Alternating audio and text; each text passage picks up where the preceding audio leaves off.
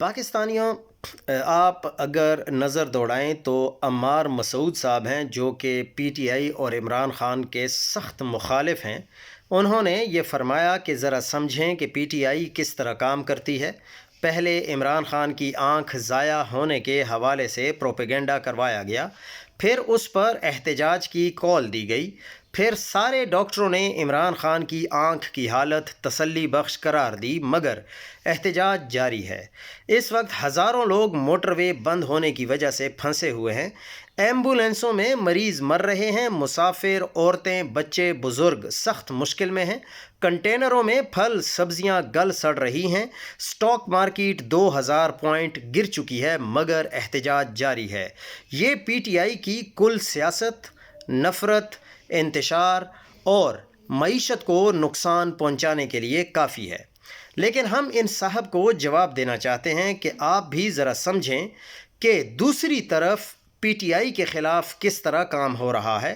پہلے عمران خان پر قاتلانہ حملہ کیا گیا اور پروپیگنڈا کیا گیا کہ یہ حملہ ایک مذہبی جنونی نے کیا، پھر کے پی اور پنجاب میں الیکشن نہ کروا کر آئین سے غداری کی، نگران حکومتوں کے نام پر مارشل لا لگائے رکھا، پھر 9 مئی کو عمران خان کو اسلام آباد ہائی کورٹ سے اغوا کیا۔ جب پی ٹی آئی کارکنان نے احتجاج کیا تو اس میں اپنے بندے چھوڑ کر احتجاج کو ہائی جیک کیا اور فالس فلیگ آپریشن کیا، جسے بنیاد بنا کر پی ٹی آئی کو توڑا گیا، سیاسی لیڈرشپ کو جیلوں میں ڈالا گیا، 12,000 سے زائد کارکنان کو جیلوں میں ڈالا گیا، 100 سے زائد کارکنان کا ملٹری ٹرائل کیا گیا، پھر اپنے ٹاؤٹ اور جوڈیشل دہشت گرد قاضی فائز عیسیٰ کے ذریعے پی ٹی آئی سے انتخابی نشان چھین کر پارٹی کو الیکشن سے باہر کر دیا۔ پی ٹی آئی حمایت یافتہ امیدواروں سے کاغذات نامزدگی چھیننے اور ان کو الیکشن کمپین تو دور ایک کارنر میٹنگ کرنے کی اجازت بھی نہیں دی گئی،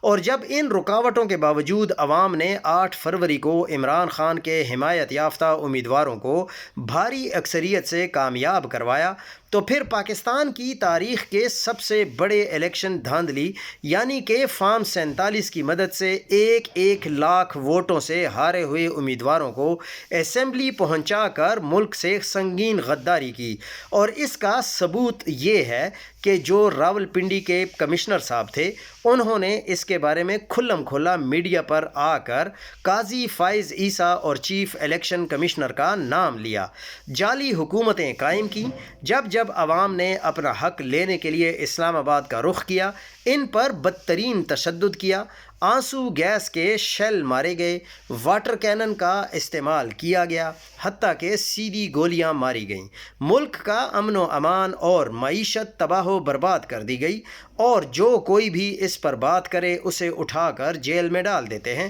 اس کا جینا حرام کر دیتے ہیں۔ کے پی میں موجود معدنیات کی لالچ میں عوام کو بے گھر کیا گیا، برف باری میں کھلے آسمان تلے زندگی گزارنے پر مجبور کیا گیا، اور اب اپنا غیر آئینی اقتدار بچانے کے لیے غزہ پیس بورڈ کے نام پر حماس اور فلسطینیوں کے خلاف اسرائیل کا ساتھ دینے کی باتیں ہو رہی ہیں۔ اس سارے گند میں میڈیا اور علماء کرام کی مکمل حمایت حاصل ہے، اور ماشاء اللہ سے ہم یہ کہتے ہیں کہ یہ پاکستان کی حفاظت کریں گے اور پاکستان میں عوام کا راج ہوگا۔ لیکن قصہ مختصر یہ ہے کہ جو بھی اپنا آئینی اقتدار، جو غیر آئینی اقتدار ہے، وہ ان کو عزیز ہے، ان کو ملک کی کوئی پرواہ نہیں ہے۔ اس سے پہلے بھی آپ نے دیکھا کہ بنگلہ دیش کے معاملے میں بھی ملک 2 لخت ہوا۔ اگر اب بھی خدا نہ خواستہ ملک 2 لخت ہوتا ہے تو کسی کو کوئی پرواہ نہیں ہے۔